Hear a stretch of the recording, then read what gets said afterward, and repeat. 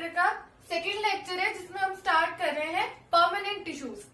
Last lecture में हमने meristematic tissues पढ़े थे जिनका फंक्शन था सेल को डिवाइड करके ग्रोथ में हेल्प करना। अब क्या होता है जब इसमें से कुछ मेरिस्टेमेटिक सेल्स डिफरेंशिएट होके बनाते हैं परमानेंट टिश्यूज के सेल्स। ठीक है, मेरिस्टेमेटिक टिश्यूज के जो सेल्स होते हैं वो डिफरेंशिएशन का प्रोसेस से परमानेंट टिश्यूज के सेल्स बनाते हैं। Now differentiation is the process in which a cell changes from one cell type to another, takes permanent shape and function।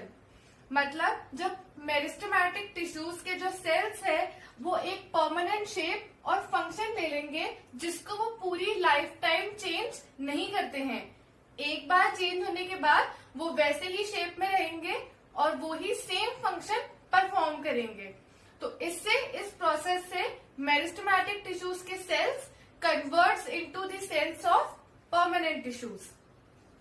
अब परमानेंट टिश्यूज के जो सेल्स होते हैं वो मल्टीप्लाई नहीं करते, यानी कि वो सेल्स कभी भी डिवाइड नहीं करते। वाइल मेरिस्टेमेटिक टिश्यूज के सेल्स का तो काम ही डिवीजन का था। नेक्स्ट कैरेक्टरिस्टिक्स आती है, दे मे बी लिविंग और डेड। या तो ये लिविंग हो सकते हैं या ये डेड भी हो सकते हैं, लेकिन मेरिस्टेमेटिक टिश्यूज के जो सेल्स होते हैं वो हमेशा लिविंग होते हैं क्योंकि उनको डिवीजन करना होता है।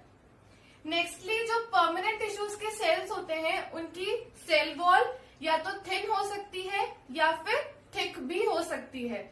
वाइल मेरिस्टेमेटिक टिश्यूज के जो सेल्स की सेल वॉल होती है वो हमेशा थिन होती है क्योंकि उनको कंटिन्यूअस रैपिड सेल डिवीजन का फंक्शन परफॉर्म करना होता है। नेक्स्ट कैरेक्टरिस्टिक आती है कि इनमें लार्ज वैक्यूल्स होते हैं वाइल जो न्यूक्लियस होता है वो रिलेटिवली स्मॉल होता है।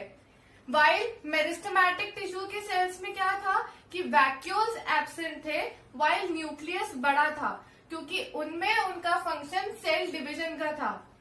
वाइल जो परमानेंट टिश्यूज के सेल्स होते हैं उनको डिवाइड नहीं करना होता है, इसलिए उनका न्यूक्लियस छोटा होता है और उनको फूड के स्टोरेज का काम करना होता है, इसलिए उनके वैक्यूल्स बड़े होते हैं।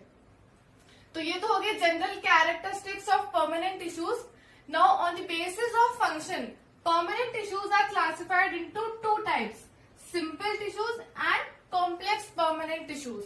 ठीक है, सिंपल मतलब जो एक ही सेल टाइप से मिलके टिश्यू बन रहे हैं वो तो कहलाएंगे सिंपल परमानेंट टिश्यूज, और जो एक से ज्यादा सेल टाइप मिलकर एक टिश्यू बना रहे हैं तो वो कहलाते हैं complex permanent tissues. Complex permanent tissues में हमारे पास दो टाइप के हैं, xylem and phloem.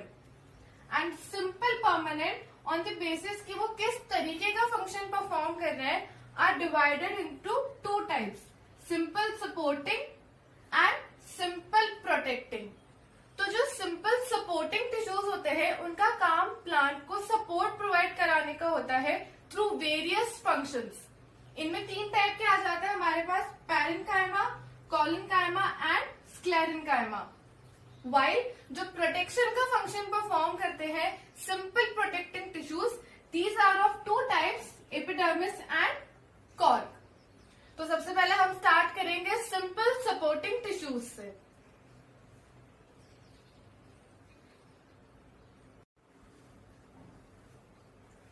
Okay, so now we will start with simple permanent tissues.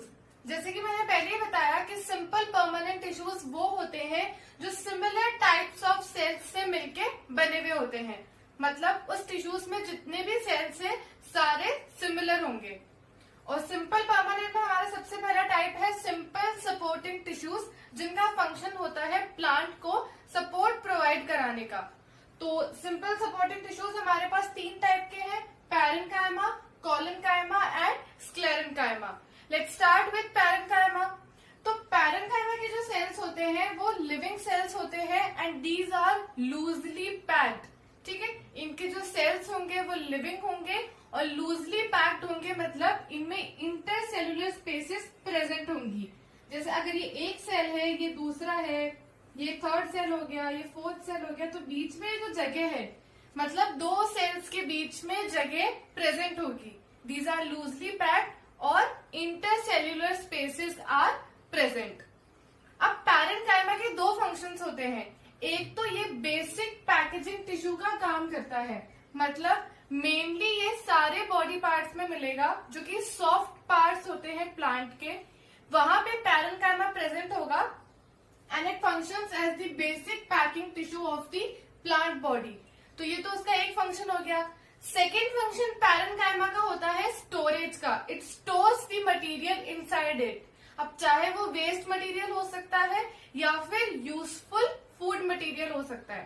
तो parenchyma has two functions. It forms the basic packing tissue of the plant body and it stores the materials inside it. अब इसके जो cells होते हैं, these are spherical in structure. Now we have 4 types of parenchyma on the basis कि वो कैसा function perform कर रहा है।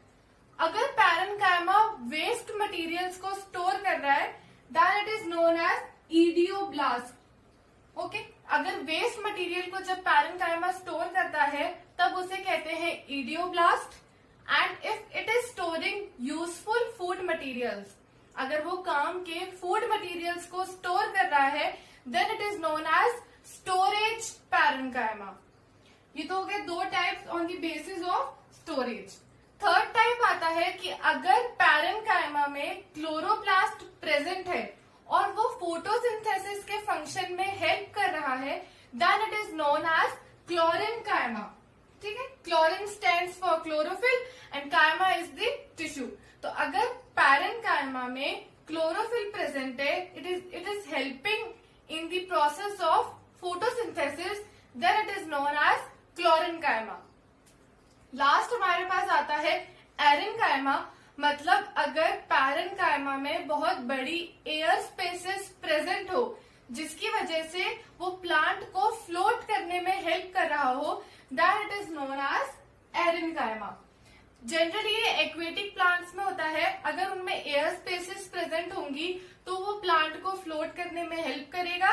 It will not allow it to sink. ठीक है, फ्लोट करने में एयर स्पेसेस हेल्प करती है। तो ऐसा पैरेन्काइमा जिसमें एयर स्पेसेस प्रेजेंट है इज नोन एज एरेन्काइमा। तो these were the general characteristics of parenchyma and the function of it. Now will start with collenchyma. Collenchyma भी लिविंग टिश्यू होता है, मतलब इसके जो सेल्स होते हैं वो लिविंग होते हैं और ये एपिडर्मिस से 3 से 4 लेयर नीचे प्रेजेंट होता है। एपिडर्मिस हम आगे वाले टॉपिक में पढ़ेंगे। वैसे जो एपिडर्मिस होती है वो प्लांट की आउटर मोस्ट लेयर होती है, तो उससे 3 से 4 लेयर नीचे प्रेजेंट होगा कोलेन्काइमा। अब कोलेन्काइमा के जो सेल्स होते हैं, दीज आर क्लोजली पैक्ड, मतलब इसमें इंटरसेल्यूलर स्पेसेस एब्सेंट होती है, या अगर प्रेजेंट होंगी तो वो बहुत ही कम अमाउंट में होंगी। Basically intercellular spaces are absent. अब ये जो सेल्स होते हैं, ये कोलेन्काइमा का एक सेल है, तो इसके कॉर्नर्स पे थिकनिंग्स प्रेजेंट रहेगी, मतलब वहां पे कोई ऑर्गेनिक कंपाउंड आके डिपॉजिट हो जाएगा और थिकनिंग्स क्रिएट करेगा। तो वो जो थिकनिंग्स होती है वो सिर्फ कॉर्नर्स पे प्रेजेंट होती है and it is of cellulose and pectin. The thickenings present in collenchyma are of cellulose and pectin.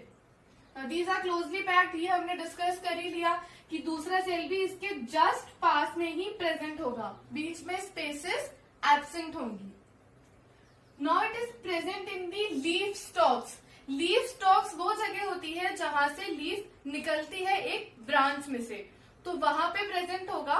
और इसका फंक्शन होता है कि ये प्लांट्स को फ्लेक्सिबिलिटी प्रोवाइड कराता है। कैसे? अब मान लो कोई प्लांट में कोई नई स्टेम है जो बहुत ही न्यू है, यंग स्टेम है जो ग्रीन कलर की होती है, वो हो गई, या फिर लीव्स हो गई जहां से लीव्स निकलती है, तो वहां पे ये फ्लेक्सिबिलिटी प्रोवाइड कराने का काम कराता है, ताकि क्या हो कि अगर तेज हवा आए तो उस वजह से वो लीव या वो ब्रांच बेंड तो हो सके लेकिन ब्रेक ना हो। ठीक है, बेंड तो हो सके लेकिन ब्रेक ना हो, तो वो काम होता है फ्लेक्सिबिलिटी प्रोवाइड कराने का। तो वो प्रोवाइड कराता है कॉलेनकाइमा। तो जो भी यंग स्टेम होती है, यंग ब्रांचेस होती है, या फिर जो लीफ स्टॉक होते हैं जहां से वो लीफ अटैच्ड होती है उस ब्रांचेस से, वहां पे प्रेजेंट होगा collenchyma to provide the flexibility to plants.